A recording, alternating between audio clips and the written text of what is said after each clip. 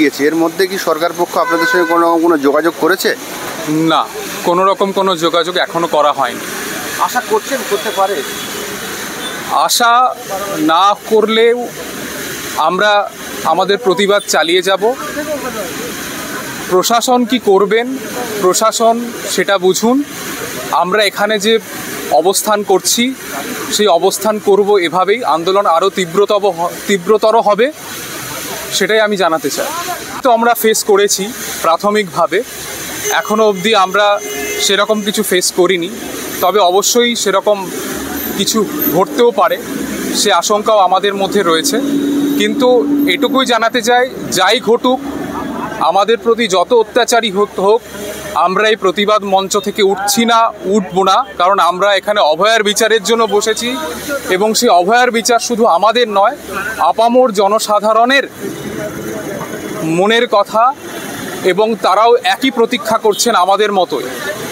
শাসক দলের যারা নেতামন্ত্রী রয়েছে তারা বলছেন যে এই আন্দোলনের লোক ছাদ কমছে আস্তে আস্তে, আপনাদের পাশ থেকে মানুষজন সরে যাচ্ছে, কি বলবেন? তাদের যদি এই ভ্রান্ত ধারণা থাকে তারা সেই ভ্রান্ত ধারণা নিয়ে থাকুন। আমরা এর আগেও যে কর্মসূচিগুলো নিয়েছি সেখানে জনসমর্থন যে আমাদের সঙ্গে আছে সেটা প্রমাণ করতে আমাদের কিছু বলার দরকার হয় না। তো এ বিষয়ে তাদের ধারণা তারা পোষণ করুন, তারাই ভবিষ্যতে দেখে নেবেন যে জনসাধারণ কোন দিকে আছেন, ন্যায় বিচারের দিকে আছেন কিনা। কারণ ন্যায় বিচার প্রত্যেকের কাঙ্ক্ষিত জিনিস, প্রত্যেকেই ন্যায় বিচার চাইছেন, সেটুকুই বলতে পারি। আমাদের দর্শকদের জন্য একটু বলতে হবে, কালকে আপনারা কীরকম ধরনের বাধা? কালকে যে বাধা আমরা ফেস করেছি সেটা হচ্ছে, আমরা এখানে যখন মিছিল করে প্রবেশ করলাম সেই সময় আমাদের ওপর পুলিশের হানা হয়েছে।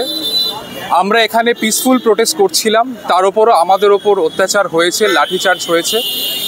এবং আমরা এখানে যে অবস্থান মঞ্চটা বানাতে শুরু করেছিলাম, যারা এসেছিলেন আমাদের সাহায্য করছিলেন তাদেরকেও বাধা দেওয়া হয়েছে। এবং আমরা নিজে হাতে এবং আমাদের সহযোদ্ধারা মিলে এই মঞ্চটা বানিয়েছি। সেটা বুঝতেই পারছেন যে আমাদের ওপর এই মঞ্চ তৈরিতেও বাধা সৃষ্টি করা হয়েছে, যাতে আমরা এখানে অবস্থান না করতে পারি। সেই দিকটাতে প্রবল বাধা এসছে। কাল ইতিমধ্যেই তদন্তভার সিবিআই করছে, আপনারা রাজ্য সরকারের কাছে তদন্তভার অবশ্যই সিবিআইয়ের হাতে, কিন্তু যে সমস্ত মানুষদের নাম উঠে এসছে তথ্য প্রমাণ লোপাটের জন্য এবং থ্রেড কালচারের একটা নেক্সাসের একটা পার্ট হিসাবে, সেই সমস্ত নামগুলো আমরা জানি, সকলেই জানি, কারো অজানা নয়। তাদের প্রতি আমাদের যে তীব্র ঘৃণা এবং জনসাধারণ যে তীব্র ঘৃণা, তারা প্রত্যেকেই চাইছে এই সমস্ত অ্যাকিউজ পার্সনদের প্রতি ঘৃণা পোষণ করতে, ধিক্কার পোষণ করতে, এবং এদের কোনো রকম ডিসিপ্লিনারি মেজার এদের জন্য নেওয়া হয়নি, যেটা রাজ্য সরকারের নেওয়া উচিত ছিল। সেটাই আমরা বলতে চাই যে আপনারা এদেরকে কেন লুকানোর চেষ্টা করছেন, কেন প্রোটেক্ট করার চেষ্টা করছেন, সেই প্রশ্নটা শুধু আমাদের না, প্রত্যেক জনসাধারণ আপনাদের কাছে জানতে চায়। নাজমুল, ডক্টর নাজমুল।